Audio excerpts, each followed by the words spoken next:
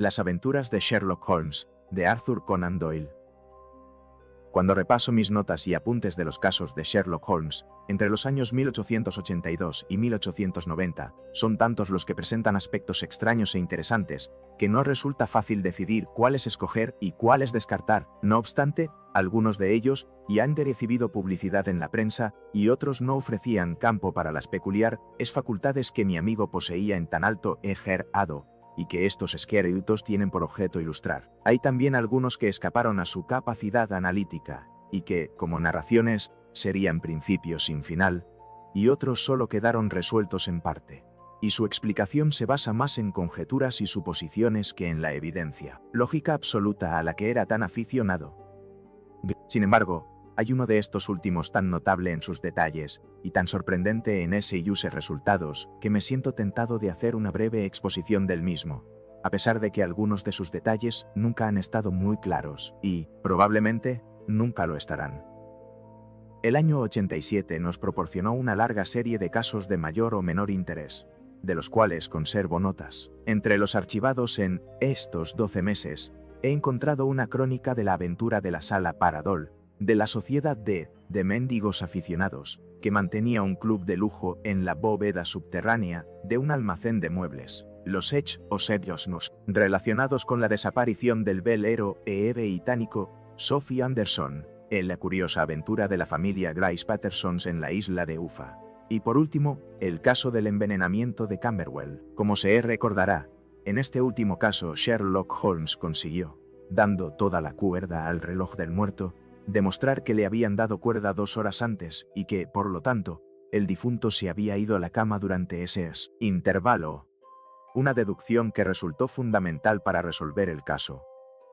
Es posible que en el futuro acabe de dar forma a todos estos, pero ninguno de ellos presenta características tan sorprendentes como el extraño encadenamiento de circunstancias que me propongo describir a continuación. Nos encontrábamos en los últimos días de septiembre, y las tormentas equinocciales se nos habían echado encima con excepcional violencia. Durante todo el día, el viento había aullado, y la lluvia había azotado las ventanas, de manera que hasta en el corazón del inmenso y artificial Londres nos íbamos obligados a elevar nuestros pensamientos, desviándolos por un instante de las rutinas de la vida, y aceptar la presencia de las grandes fuerzas elementales que ruguen al género humano por entre los barrotes de su civilización, como fieras enjauladas.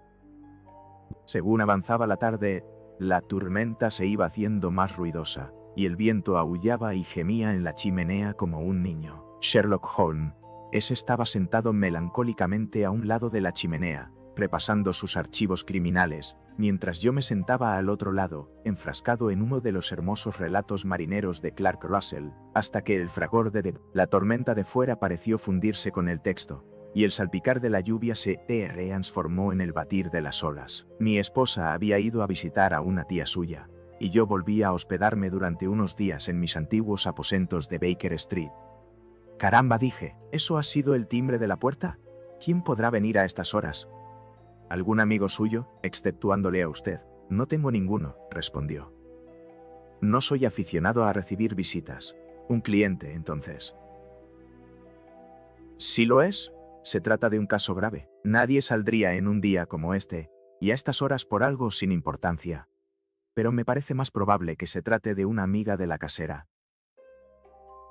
Sin embargo, Sherlock Holmes se equivocaba en esta conjetura, porque se oyeron pasos en el pasillo y unos golpes en la puerta. Holmes estiró su largo brazo para apartar de su lado la lámpara y acercarla a la silla vacía en la que se sentaría el recién llegado. Adelante, dijo. El hombre que entró era joven, de unos 22 años a juzgar por su fachada, bien arreglado y elegantemente vestido, con cierto aire de refinamiento y delicadeza.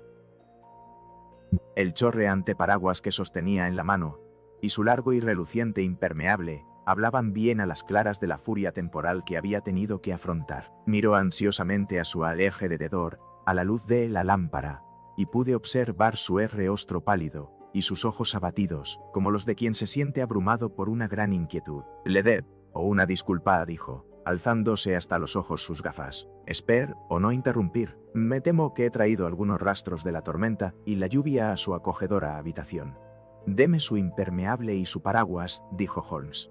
Pueden quedarse aquí en el perchero hasta que se sequen. Veo que viene usted del suroeste. Sí, de Horsham. Esa mezcla de arcilla y yeso que veo en sus punteras es de lo más característico. He venido en busca de consejo. Eso se consigue fácilmente. Y de ayuda. Eso no siempre es tan fácil. He oído hablar de usted, señor Holmes. El mayor Prendergast me contó cómo le salvó usted en el escándalo del Club Tankerville. Ah, sí, se le acusó injustamente de hacer trampas con las cartas. Me dijo que usted es capaz de resolver cualquier problema. Eso es decir demasiado, que jamás le han vencido. Me han vencido 4 veces. 3 hombres y una mujer. Pero, ¿qué es eso en comparación con el número de sus éxitos? Es cierto que por lo general he sido afortunado. Entonces, lo mismo puede suceder en mi caso. Le ruego que acerque su silla al fuego y me adelante algunos detalles del mismo. No se trata de un caso corriente. Ninguno de los que me llegan lo es. Soy como el último tribunal de apelación. Aún así, me permito dudar, señor, de que en todo el curso de su experiencia haya oído una cadena de sucesos más misteriosa e inexplicable que la que se ha forjado en mi familia. Me llena usted de interés, dijo Holmes. Le ruego que nos comunique para empezar los hechos principales, y luego ya le preguntaré acerca de los detalles que me parezcan más importantes. El joven arrimó la silla y estiró los empapados pies hacia el fuego. Me llamo John Openshaw, di yo, pero, por lo que yo puedo entender, mis propios asuntos os tienen poco que ver con este terrible enredo. Se trata de una cuestión hereditaria. Así que, para que se haga usted una idea de los hechos, tengo que remontarme al principio de la historia. Debe usted saber que mi abuelo tuvo 2 hijos, mi tío Elías y mi padre Joseph. Mi padre tenía una pequeña industria en Coventry, que amplió cuando se inventó la bicicleta. Patentó la llanta irrompible Openshaw, y su negocio tuvo tanto éxito que pudo venderlo y retirarse con una posición francamente saneada. Mi tío Elías emigró a América siendo joven, y se estableció como plantador en Florida, donde parece que le fue muy bien. Durante la guerra sirvió con las tropas de Jackson, y más tarde con las de Hood, donde alcanzó el grado de coronel. Cuando Lee depuso las armas, mi tío regresó a su plantación, donde permaneció 3 o 4 años. Hacia 1869 o 1870, regresó a Europa y adquirió una pequeña propiedad en Sussex, cerca de Horsham. Había amasado una considerable fortuna en los Estados Unidos. Y si se marchó de Aldie fue por su aversión a los negros y su disgusto por la política republicana de concederles la emancipación y el voto ponderoso. Era un hombre muy particular, violento e irritable, muy mal hablado cuando se enfurecía, y de carácter muy reservado. Durante todos los años que vivió en Horsham, no creo que jamás viniera a la ciudad. Tenía un huerto y 2 o 3 campos alrededor de su casa, y allí solía hacer ejercicio, aunque muchas veces no salía de su habitación en semanas enteras. Bebía mucho brandy y fumaba sin parar, pero no se trataba con nadie y no quería amigos. Ni siquiera quería ver a su hermano. Y uno le importaba verme a mí, y de hecho llegó a cogerme gusto, porque la primera vez que me vio era un chaval de 12 años. Esto debió ser hacia 1878, cuando ya llevaba 8 o 9 años en Inglaterra. Le pidió a mi padre que me permitiera ir a vivir con él, y se portó muy bien conmigo, a su manera. Cuando estaba ebrio, le gustaba jugar al backgammon y a la damas, y me nombró representante suyo ante la servidumbre y los proveedores. De manera que para cuando cumplí 16 años, yo ya era el amo de la casa, controlaba todas las llaves y podía ir donde quisiera y hacer lo que me diera la gana, siempre que no invadiera su intimidad. Había, sin embargo, una curiosa excepción, porque tenía un cuartito, una especie de trastero en el ático, que siempre estaba cerrado y en el que no permitía que entrara yo ni ningún otro.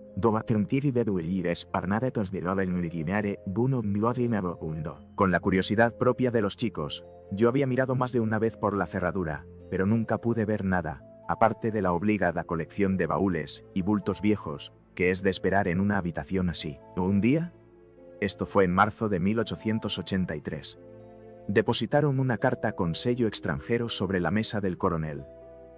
Era muy raro que recibiera cartas, porque todas sus facturas las pagaba al contado y no tenía amigos de ninguna clase. De la India, dijo al cogerla. La abrió apresuradamente y del sobre cayeron 5 semillas de naranja secas, que tintinearon sobre la bandeja. Casi me eché a reír, pero la risa se me borró de los labios al ver la cara de mi tío.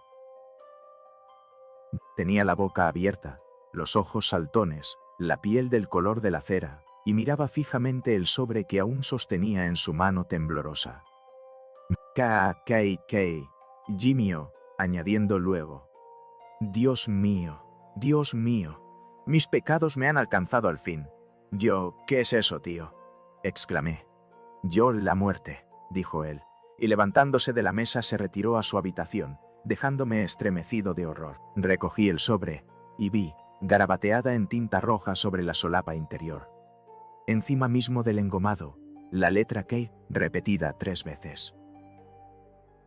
No había nada más, a excepción de las 5 semillas secas. ¿Cuál podía ser la razón de su incontenible espanto? Dejé la mesa del desayuno, y al subir las escaleras, me lo encontré bajando con una llave vieja y oxidada, que debía ser la del ático, en una mano, y una cajita de latón, como de caudales, en la otra. Bobidones y barrono, deseoso, humiltio, pameilto, onan de caudales, en la otra. Pueden hacer lo que quieran, que aún los ganaré por la mano.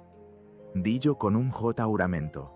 Dile a Mary que encienda hoy la chimenea de mi habitación y haz llamar a Fordham, el abogado de Horsham. Yo hice lo que me ordenaba, y cuando él elevó el abogado me pidieron que subiera a la habitación. El fuego ardía vivamente, y en la rejilla había una masa de cenizas negras y algodonosas, como de papel quemado. A un lado, abierta y vacía, estaba tirada la caja de latón. Al mirar la caja, advertí con sobresalto que en la tapa estaba grabada la triple K que había leído en el sobre por la mañana. Yo quiero, John, que seas testigo de mi testamento, de hijo mi tío. Dejo mi propiedad, con todas sus ventajas e inconvenientes, a mi hermano, tu padre, de quien, sin duda, la heredarás tú. Si puedes disfrutarla en paz, mejor para ti. Si ves que no puedes, sigue mi consejo, hijo mío, y déjasela a tu peor enemigo. Lamento dejaros un arma de 2 filos como esta, pero no sé qué giro tomarán los acontecimientos. Haz el favor de firmar el documento donde el señor Fordham te indique. Yo firmé el papel como se me indicó, y el abogado se lo llevó. Como puede usted suponer, este curioso incidente me causó una profunda impresión, y no hacía más que darle vuelta a ese en la cabeza, sin conseguir sacar nada en limpio.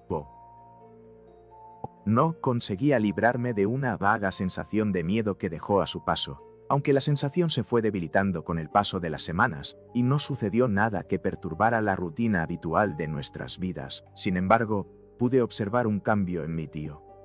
Bebía más que nunca, y estaba más insociable que de costumbre. Pasaba la mayor parte del tiempo en su habitación, con la puerta cerrada por dentro, pero a veces salía en una especie de frenesí alcohólico, y se lanzaba fuera de la casa para recorrer el jardín con un revólver en la mano gritando que él no tenía miedo a nadie, y que no se dejaría acorralar, como oveja en el redil, ni por hombres ni por diablos. Sin embargo, cuando se le pasaba en los ataques, corría precipitadamente a la puerta, cerrándola y ancándola, como quien ya no puede hacer frente a un terror que surge de las raíces mismas de su alma. En tales ocasiones he visto su rostro, incluso en días de fríos, tan cubierto de sudor como si acabara de sacarlo del agua. Yo pues bien, para acabar con esto, señor Holmes, y no abusar de su paciencia, llegó una noche en la que hizo una de aquellas salidas de borracho y no regresó. Cuando salimos a buscarlo, lo encontramos tendido boca abajo en un pequeño estanque cubierto de espuma verde que hay al extremo del jardín. No presentaba señales de violencia, y el agua solo tenía 2 palmos de profundidad, de manera que el jurado, teniendo en cuenta su fama de excéntrico, emitió un veredicto de suicidio. Pero yo, que sabía cómo se rebelaba ante el mero pensamiento de la muerte, tuve muchas dificultades para convencerme de que había salido deliberadamente a buscarla. No obstante, el asunto quedó definitivamente zanjado, y mi padre entró en posesión de la finca y de unas 14.000 libras que mi tío tenía en el banco. Un momento le interrumpió Enes. Ya puedo anticipar que su declaración va a ser una de las más notables que jamás he escuchado. Déjeme anotar la fecha en que su tío recibió la carta y la fecha de su supuesto suicidio. La carta llegó el 10 de marzo de 1883. La muerte ocurrió 7 semanas después, la noche del 2 de mayo. Gracias. Continúe, por favor. Cuando mi padre se hizo cargo de la finca de Horsham, por indicación mía, llevó a cabo una minuciosa inspección del ático que siempre había permanecido cerrado. Encontramos allí la caja de latón, aunque su contenido había sido destruido. En el iprien interior de la tapa había una etiqueta de papel, con las iniciales KKK Mura. Abones con sonido. Nos enveles canaréis repetí. Repetidas una vez más, y las palabras cartas, informes, recibos. Y registró escritas debajo o. Suponemos que esto indicaba la naturaleza de los papeles que había destruido el coronel Openshaw. Por lo demás, no había en el ático nada de mayor importancia, aparte de muchísimos papeles revueltos y cuadernos con anotaciones de la vida de mi tío en América. Algunos eran de la época de la guerra, y demostraban que había cumplido bien con su deber, y que había ganado fama de soldado valeroso. Otros llevaban fecha del período de reconstrucción de los estados de El Sur, y trataban principalmente de política, resultando evidente que había participado de manera destacada en la oposición a los políticos especuladores que habían llegado del norte. Yo pues bien, a principios del 84 mi padre se trasladó a vivir a Horsham, y todo fue muy bien hasta enero del 85. 4 días después de Año Nuevo, oí a mi padre lanzar un fuerte grito de sorpresa cuando nos disponíamos a desayunar. Allí estaba sentado, con un sobre recién abierto en una mano, y 5 semillas de naranja secas en la palma extendida de la otra. Siempre se había reído de lo que él llamaba mi disparatada historia sobre el coronel, pero, ahora que a él le sucedía lo mismo, se le veía muy asustado y desconcertado. Yo caramba, ¿qué demonios quiere decir esto, John? Tartamudeó. John, a mí se me había vuelto de plomo el corazón. Yo, es el KKK, dije. Mi padre miró el interior del sobre. Eso mismo, exclamó. Aquí están las letras. Pero, ¿qué es lo que hay escrito encima? Joya, deja los papeles en el reloj de sol. Yo leí, mirando por encima de su hombro. ¿Qué papeles? ¿Qué reloj de sol? El reloj de sol del jardín. No hay otro, dije yo, pero los papeles deben ser los que el tío destruyó. Va, dijo él, echando mano a todo su valor. Aquí estamos en un país civilizado, y no aceptamos esta clase de estupideces. ¿De dónde viene este sobre Jude Dandy? Respondí, mirando el matasellos. Una broma de mal gusto, dijo él. ¿Qué tengo yo que ver con relojes de sol y papeles? No pienso hacer caso de esta tontería. Desde luego, hablaría con la policía, dije. Para que se rían de mí por haberme asustado. De eso, nada. Pues deja que lo haga yo. No. Te lo prohíbo. No pienso armar un alboroto por semejante idiotez. De nada. Me valió discutir con él, pues siempre fue muy obstinado. Sin embargo, a mí se me llenó el corazón de malos presagios. El tercer día después de la legada de la carta, mi padre se marchó de casa para visitar a un viejo amigo suyo, el mayor Freebody, que está al mando de uno de los cuarteles de Portsdown Hill. Me alegré de que se fuera, porque me parecía que cuanto más se alejara de la casa, más se alejaría del peligro. Pero en esto me equivoqué. Al segundo día de su ausencia recibí un telegrama del mayor, rogándome que acudiera cuanto antes. Mi padre había caído en uno de los profundos pozos de cal que abundan en la zona, y se encontraba en coma, con el cráneo roto.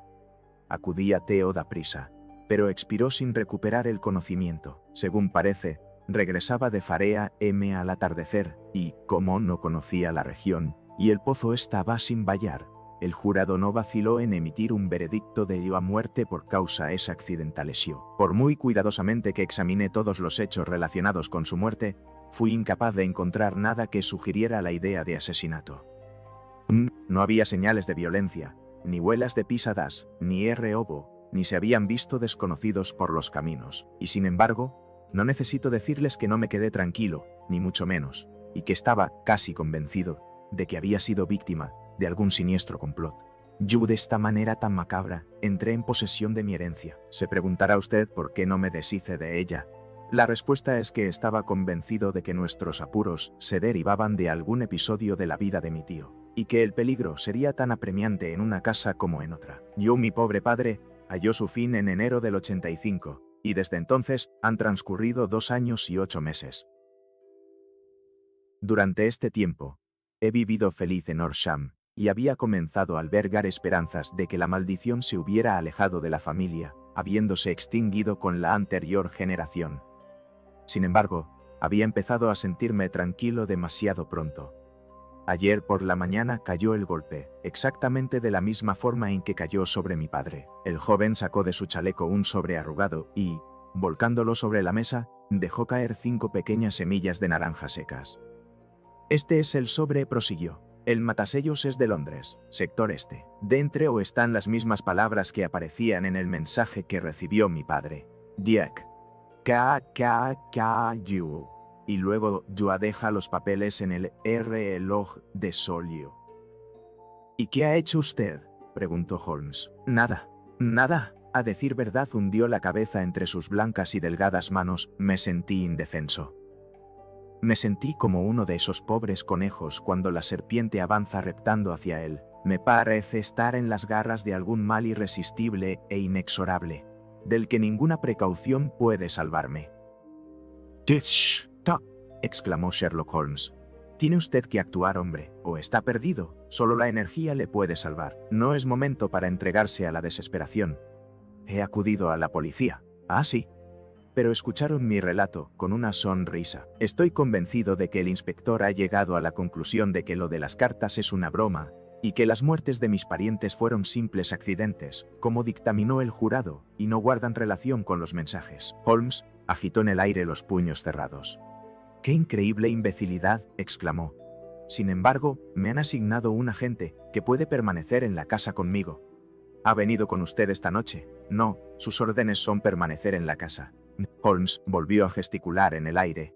¿Por qué ha acudido usted a mí?, preguntó, y sobre todo, ¿por qué no vino inmediatamente? No sabía nada de usted. Hasta hoy, que le hablé al mayor Prendergast de mi problema, y él me aconsejó que acudiera a usted. Lo cierto es que han pasado 2 días desde que recibió usted la carta. Deberíamos habernos puesto en acción antes. Supongo que no tiene usted más datos que los que ha expuesto. Ningún detalle sugerente que pudiera sernos de utilidad. Hay una cosa, dijo John Openshaw. Rebuscó en el bolsillo de la chaqueta y sacó un trozo de papel azulado y descolorido, que extendió sobre la mesa, diciendo: creo recordar vagamente que el día en que mi tío quemó los papeles, me pareció observar que los bordes sin que marque quedaban entre las cenizas eran de este mismo color. Encontré esta hoja en el suelo de su habitación, y me inclino a pensar que puede tratarse de uno de aquellos papeles, que posiblemente se cayó de entre los otros, y de este modo escapó de la destrucción. Aparte de que en él se mencionan las semillas, no creo que nos ayude mucho. Yo opino que se trata de una página de un diario privado. La letra es sin lugar a dudas de mi tío. Holmes cambió de City, o la lámpara, y los dos nos inclinamos sobre la hoja de papel, cuyo borde rasgado indicaba que, efectivamente, había sido arrancada de un cuaderno. El encabezamiento decía marzo de 1869, y debajo se leían las siguientes y enigmáticas anotaciones. Día 4. Vino Hudson, lo mismo de siempre 7. Enviadas semillas a Macaulay, para Moore y Swain de Santo Agustín. 9. Macaulay se largó 10. Macaulay se largó 10. John Swain se largó. 11. Visita a Paramore. Todo va bien. Yo, gracias, dijo Holmes, doblando el papel y devolviéndoselo a nuestro visitante. Y ahora, no debe usted perder un instante por nada de el mundo. Dos comedia. No podemos perder tiempo ni para discutir lo que me acaba de contar. Tiene que volver a casa inmediatamente y ponerse en acción. ¿Y qué debo hacer? Solo puede hacer una cosa, y tiene que hacerla de inmediato. Tiene que meter esta hoja de papel que nos ha enseñado en la caja de latón que antes ha descrito. Debe incluir una nota explicando que todos los demás papeles los quemó su tío, y que este es el único que queda. Debe expresarlo de una forma que resulte convincente. Una vez hecho esto, ponga la caja encima del reloj de sol, tal como le han indicado. ¿Ha comprendido? Perfectamente. Por el momento, no piense en venganzas, ni en nada por el estilo. Creo que eso podremos lograrlo por medio de la ley, pero antes tenemos que tejer nuestra red mientras que la de ellos ya está tejida. Lo primero en lo que hay que pensar es en alejar el peligro inminente que le amenaza. Lo segundo, en resolver el misterio y castigar a los culpables. Muchas gracias, dijo el joven, levantándose y poniéndose el impermeable. Me ha dado usted nueva vida y esperanza. Le aseguro que haré lo que usted dice. No pierda un instante, y sobre todo, tenga cuidado mientras tanto, porque no me cabe ninguna duda de que corre usted un peligro real e inminente. ¿Cómo piensa volver? En tren, desde Waterloo. Aún no son las 9. Las calles estarán llenas de gente, así que confío en que estará usted a salvo. Sin embargo, toda precaución es poca. Voy armado. Eso está muy bien. Mañana me pondré a trabajar en su caso. Entonces, ¿le veré en Horsham? No, su secreto se oculta en Londres. Es aquí donde lo buscaré. Entonces vendré yo a verle dentro de 1 o 2 días y le traeré noticias de la caja y los papeles. Seguiré su consejo al pie de la letra. Nos estrechó las manos y se marchó. Fuera, el viento seguía rugiendo y la lluvia golpeaba y salpicaba en las ventanas. Aquella extraña y disparatada historia parecía habernos llegado arrastrada por los elementos enfurecidos, como si la tempestad nos hubiera arrojado a la cara un manojo de algas, y ahora parecía que los elementos se la habían tragado de nuevo. Sherlock Holmes permaneció un buen rato sentado en silencio, con la cabeza inclinada hacia adelante y los ojos clavados en el rojo resplandor del fuego. Luego encendió su pipa y, echándose hacia atrás en su asiento, se quedó contemplando los anillos de humo azulado que se perseguían unos a otros hasta el techo. Creo, Watson, que entre todos nuestros casos no ha habido ninguno más fantástico que este, dijo por fin. Exceptuando, tal vez, el del signo de los 4. Bueno, sí, exceptuando, tal vez ese. Aún así, me parece que este John Openshaw se enfrenta a mayores peligros que los Sholto, pero es que ya ha sacado una conclusión concreta de la naturaleza de dichos peligros. Pregunté. No existe duda alguna sobre su naturaleza, respondió. ¿Cuáles son, pues? ¿Quién es este K.K.K. y por qué persigue a esta desdichada familia? Sherlock Holmes cerró los ojos y colocó los codos sobre los brazos de su butaca, juntando las puntas de los dedos. El razonador ideal, comentó, cuando se le ha mostrado un solo hecho en todas sus implicaciones, debería deducir de él no solo toda la cadena de acontecimientos que condujeron al hecho, sino también todos los resultados que se derivan del mismo punto, así como Cuvier podía describir correctamente un animal con solo examinar un único hueso. El observador que ha comprendido a la perfección un eslabón de una serie de incidentes debería ser capaz de enumerar correctamente todos los demás, tanto anteriores como posteriores. Aún no tenemos conciencia de los resultados que se pueden obtener tan solo mediante la razón. Se pueden resolver en el estudio problemas que han derrotado a todos los que han buscado la solución con la ayuda de los sentidos. Sin embargo, para llevar este arte a sus niveles más altos, es necesario que el razonador sepa utilizar todos los datos Q que han llegado a ese conocimiento, y esto implica, como fácilmente comprenderá usted, poseer un conocimiento total, cosa muy poco corriente, aun en estos tiempos de libertad educativa y enciclopedias. Sin embargo, no es imposible que un hombre posea todos los conocimientos que pueden resultarles útiles en su trabajo. Y esto es lo que yo he procurado hacer en mi caso. Si no recuerdo mal, en los primeros tiempos de nuestra amistad, usted definió en una ocasión mis límites de un modo muy preciso. Sí, respondí, echándome a reír. Era un documento muy curioso. Recuerdo que en filosofía, astronomía y política le puse un 0. En botánica, irregular. En geología, conocimientos profundos en Lelo, que respecta a manchas de barro de cualquier zona en 50 millas a la redonda de L en Londres. En química, excéntrico. En anatomía, POC o sistemático. En literatura, sensacionalista. Y en historia del crimen, único. Violinista, boxeador, esgrimista. Abogado y autoenvenenador a base de cocaína y tabaco. Creo que esos eran los aspectos principales de mi análisis. Holmes sonrió al escuchar el último apartado. Muy bien, dijo. Digo ahora, como dije entonces, que uno debe amueblar el pequeño ático de su cerebro con todo lo que es probable que vaya a utilizar, y que el resto puede dejarlo guardado en el desván de la biblioteca, de donde puede sacarlo si lo necesita. Ahora bien, para un caso como el que nos han planteado esta noche, es evidente que tenemos que poner en juego todos nuestros recursos. Haga el favor de pasarme la letra K de la enciclopedia americana que hay en ese estante junto a usted. Gracias. Ahora, consideremos la situación y veamos lo que se puede deducir de él. En primer lugar, Podemos comenzar por la suposición de que el Coronel Openshaw tenía muy buenas razones para marcharse de América. Los hombres de su edad no cambian de golpe todas sus costumbres, ni abandonan de buena gana el clima delicioso de Florida por una vida solitaria en un pueblecito inglés. Una vez en Inglaterra, su extremado apego a la soledad sugiere la idea de que tenía miedo de alguien o de algo, así que podemos adoptar como hipótesis de trabajo que fue el miedo a alguien o a algo lo que le hizo salir de América. ¿Qué era lo que temía? Eso solo podemos deducirlo de las misteriosas cartas que recibieron él y sus herederos. ¿Recuerda usted de dónde eran los matasellos de esas cartas? El primero era de Pondicherry, el segundo de Dundee y el tercero de Londres. El que escribió las cartas estaba a bordo de un barco. Excelente, ya tenemos una pista. No cabe duda de que es probable, muy probable, que el remitente se encontrara a bordo de un bar compañía y ahora. Consideremos otro aspecto. En el caso de Pondicherry, transcurrieron 7 semanas entre la amenaza y su ejecución. En el de Dundee, solo 3 o 4 días. ¿Qué le sugiere eso? La distancia a recorrer era mayor, pero también la carta venía de más lejos. Entonces, no lo entiendo. Existe, por lo menos, una posibilidad de que el barco en el que va nuestro hombre, u hombres, sea un barco de vela. Parece como si siempre enviaran su curioso aviso, o prenda por delante de ellos, cuando salían a cumplir su misión.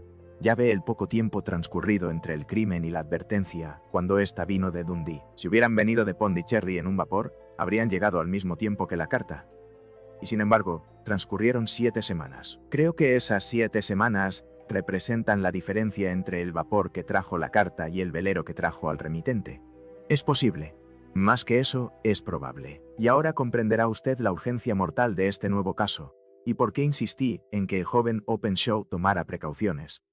El golpe siempre se ha producido al cabo del tiempo necesario para que los remitentes recorran la distancia, pero esta vez la carta viene de Londres, y por lo tanto no podemos contar con ningún retraso. «Dios mío», exclamé, «¿qué puede significar esta implacable persecución? Hoy no es evidente que los papeles que Openshaw le conservaba tienen una importancia vital para la persona o personas que viajan en el velero Lorraine. Creo que está muy claro que deben ser más de un hombre solo no habría podido cometer 2 asesinatos de manera que engañasen a un jurado de instrucción. Deben ser varios. Y tienen que ser varios y tienen que ser gente decidida y de muchos recursos. Están dispuestos a hacerse con esos papeles, sea quien sea el que los tenga en su poder. Así que, como ve, KKK ya no son las iniciales de un individuo, sino las siglas de una organización. ¿Pero de qué organización? ¿Nunca ha oído usted? Sherlock Holmes se echó hacia adelante y bajó la voz. ¿Nunca ha oído usted hablar del Ku Klux Klan? Nunca. Holmes pasó las hojas del libro que tenía sobre las rodillas. Aquí está, dijo por fin. Dea Ku Klux Klan. Palabra que se deriva del sonido producido al amartillar un rifle. Esta terrible sociedad de secreta fue fundada en los estados del sur por excombatientes del ejército confederado después de la guerra civil, y rápidamente fueron surgiendo agrupaciones locales en diferentes partes del país,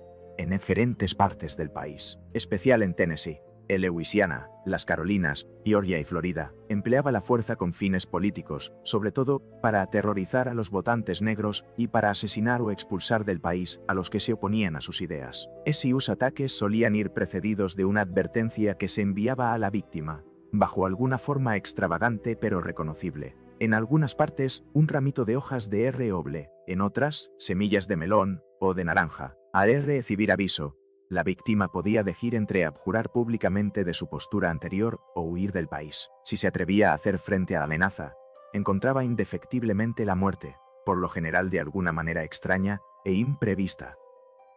La organización de la sociedad era tan perfecta, y sus métodos tan sistemáticos, que prácticamente no se conoce ningún caso de que alguien se enfrentara a ella y quedara impune, ni de que se llegara a identificar a los autores de ninguna de las agresiones. La organización funcionó activamente durante algunos años, a pesar de los esfuerzos del gobierno de los Estados Unidos y de amplios sectores de la comunidad sureña. Pero en el año 1869, el movimiento se extinguió de golpe, aunque desde entonces se han producido algunos resurgimientos esporádicos de prácticas similares. Yu se habrá dado cuenta dijo Holmes, dejando el libro de que la repentina disolución de la sociedad coincidió con la desaparición de Openshaw, que se marchó de América con sus papeles. Podría existir una relación de causa y efecto. No es de extrañar que él y su familia se vean acosados por agentes implacables. Como comprenderá, esos registros y diarios podrían implicar a algunos de los personajes más destacados del sur, y puede que muchos de ellos no duerman tranquilos hasta que sean recuperados. Entonces, la página que hemos visto es lo que parecía. Si no recuerdo mal, decía, dio enviadas semillas a B y C. Es decir, la Sociedad les envió su aviso. Luego, en sucesivas anotaciones se dice que A y B se largaron, supongo que de la región. Y por último que CR recibió una visita, me temo que con consecuencias funestas para el tal C. Bien, doctor, creo que podemos arrojar un poco de luz sobre estas tinieblas, y creo que la única oportunidad que tiene el joven Openshaw, mientras tanto, es hacer lo que le he dicho. Por esta noche, no podemos hacer ni decir más, así que páseme mi violín, y procuremos olvidar durante media hora el mal tiempo, y las acciones, aún peores, de nuestros semejantes. La mañana amaneció despejada, y el sol brillaba con una luminosidad atenuada por la neblina que envuelve la gran ciudad. Sherlock Holmes ya estaba desayunando cuando yo bajé. Perdone que no le haya esperado, dijo. Hijo, presiento que hoy voy a estar muy atareado con este asunto del joven Openshaw. ¿Qué pasos piensa dar?, pregunté. Dependerá más que nada del resultado de mis primeras averiguaciones. Puede que, después de todo, tenga que ir a Horsham. ¿Es que no piensa empezar por allí? No, empezaré por la City. Toque la campanilla y la doncella le traerá el café. Mientras aguardaba, cogí de la mesa el periódico, aún sin abrir, y le eché una ojeada. Mi mirada se clavó en unos titulares que me helaron el corazón. Holmes, exclamé. Ya es demasiado tarde. Vaya, dijo él, dejando su taza en la mesa. Me lo temía. ¿Cómo ha sido? Hablaba con tranquilidad, pero pude darme cuenta de que estaba profundamente afectado. Acabo de tropezarme con el nombre de Openshaw y el titular dio tragedia junto al puente de Waterloo. Aquí está la Rónica. Dio entre las 9 y las 10 de la pasada noche. El agente de policía Cook, de la División H, de servicio en las proximidades del puente de Waterloo, oyó un grito que pedía socorro y un chapoteo en el AGUA. Sin embargo, la noche era sumamente oscura y tormentosa, por lo que, a pesar de la ayuda de varios transeúntes, resultó imposible efectuar el rescate. No obstante, se dio la alarma y, con la ayuda de la policía fluvial, se consiguió, por fin, recuperar el cuerpo, que resultó ser el de un joven caballero, o cuyo nombre, según se deduce de un sobre que llevaba en el bolsillo, era John Openshaw, y que residía cerca de Horsham. Se supone que debía ir corriendo para tomar el último tren de la estación de Waterloo, y que debido a las prisas y la oscuridad reinante, se salió del camino y cayó, o por el borde de uno de los pequeños embarcaderos para los barcos fluviales. El cuerpo no presenta señales de violencia, y parece fuera de dudas que el fallecido fue víctima de un desdichado accidente, que debería servir para llamar la atención de nuestras autoridades acerca del estado en que se encuentran los embarcaderos del río. Yo permanecimos sentados en silencio durante unos minutos, y jamás había visto a Holmes tan alterado y deprimido como entonces. Esto hiere mi orgullo, Watson, dijo por fin. Ya sé que es un sentimiento mezquino, pero hiere mi orgullo. Esto se ha convertido en un asunto personal, y, si Dios me da salud, le echaré el guante a esa cuadrilla. Pensar que acudió a mí en busca de ayuda y que yo lo envié a la muerte. Se levantó de un salto, y empezó a dar zancadas por la habitación, presa de una agitación incontrolable, con sus enjutas mejillas cubiertas de rubor, y sin dejar de abrir y cerrar nerviosamente sus largas y delgadas manos. «Tienen que ser astutos como demonios», exclamó al fin. «¿Cómo se las arreglaron para desviarle hasta allí? El embarcadero no está en el camino directo a la estación».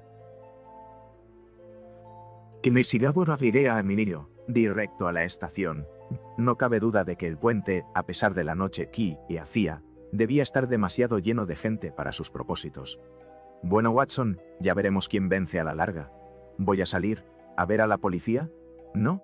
Yo seré mi propia policía. Cuando yo haya tendido mi red, podrán hacerse cargo de las moscas, pero no antes. Pasé todo el día dedicado a mis tareas profesionales y no regresé a Baker Street hasta bien entrada la noche. Sherlock Holmes no había vuelto aún. Eran casi las 10 cuando llegó, con aspecto pálido y agotado. Se acercó al aparador, arrancó un trozo de pan de la hogaza y lo devoró ávidamente, ayudándolo a pasar con un gran trago de agua. «¿Viene usted hambriento?», comenté, muerto de hambre. Se me olvidó comer. No había tomado nada desde el desayuno. Nada ni un bocado. No he tenido tiempo de pensar en ello. ¿Y qué tal le ha ido bien? ¿Tiene usted una pista? Los tengo en la palma de la mano. La muerte del joven Openshaw no quedará sin venganza. Escuche, Watson, vamos a marcarlos con su propia marca diabólica. ¿Qué le parece la idea? ¿A qué se refiere? Tomó del aparador una naranja, la hacha hizo pedazos y exprimió las semillas sobre la mesa.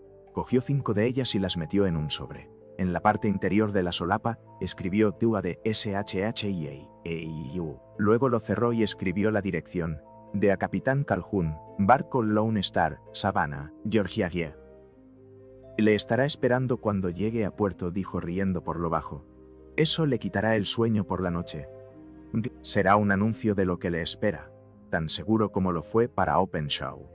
¿Y quién es este Capitán Calhoun? El jefe de la banda, Pompau. Cogeré a los otros, pero primero él. ¿Cómo lo ha localizado? Sacó de su bolsillo un gran pliego de papel, completamente cubierto de fechas y nombres. He pasado todo el día, explicó, en los registros de Lloyds, examinando periódicos atrasados y siguiendo las andanzas de todos los barcos que atracaron en Pondicherry en enero y febrero del 83. Había 36 barcos de buen tonelaje que pasaron por allí durante esos meses. Uno de ellos, el Lone Star, me llamó inmediatamente la atención, porque, aunque figuraba como procedente de Londres, el nombre, de o Estrella Solitario, es el mismo que se aplica a uno de los estados de la Unión. Texas, creo. No sé muy bien cuál, pero estaba seguro de que el barco era de origen norteamericano. Y después, que busqué en los registros de Dundee, y cuando comprobé que el Lone Star había estado allí en enero del 85, mi sospecha se convirtió en certeza. Pregunté entonces qué barcos estaban atracados ahora mismo en el puerto de Londres. Y el Lone Star había llegado la semana pasada. Me fui hasta el muelle Albert y descubrí que había zarpado con la marea de esta mañana, rumbo a su puerto de origen, Savannah. Telegrafié a Gravesend y me dijeron que había pasado por allí hacía un buen rato. Buen rato, como sopla viento del este, no me cabe duda de que ahora debe haber dejado atrás los Goodwins y no andará lejos de la isla de White. ¿Y qué va a hacer ahora? ¿Oh, ya les tengo puesta la mano encima? Me he enterado de que él y los 2 contramaestres son él y yo los únicos norteamericanos que hay a bordo. Los demás son finlandeses y alemanes. También he sabido que los 3 pasaron la noche fuera del barco. Me lo contó el estibador que estuvo subiendo su cargamento. Para cuando el velero llegue a Savannah, el vapor correo habrá llevado esta carta, y el telégrafo habrá informado a la policía de Savannah de que esos 3 caballeros son reclamados aquí para responder de una acusación de asesinato. Sin embargo, siempre existe una grieta hasta en el mejor trazado de los planes humanos, y los asesinos de John Openshaw no recibirían nunca las semillas de naranja que les habrían anunciado que otra persona, tan astuta y decidida como les iba siguiendo la pista. Las tormentas equinocciales de aquel año fueron muy prolongadas y violentas. Durante semanas, esperamos noticias del Lone Star de Savannah, pero no nos llegó ninguna. Por fin nos enteramos de que en algún punto del Atlántico se había avistado el codaste destrozado de una lancha, zarandeado por las olas, que llevaba grabadas las letras Duel. SU, y eso es todo lo más que llegaremos nunca a saber acerca del destino final del Lone Star Paso Condo.